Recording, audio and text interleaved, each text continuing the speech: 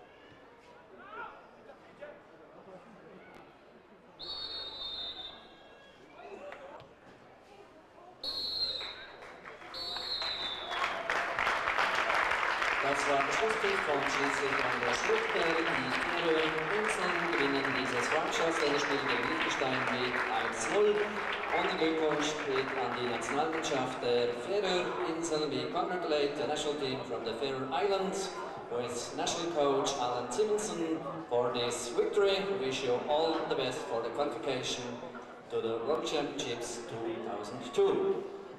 Hinweis für die Zuschauerinnen und Zuschauer: ein Handy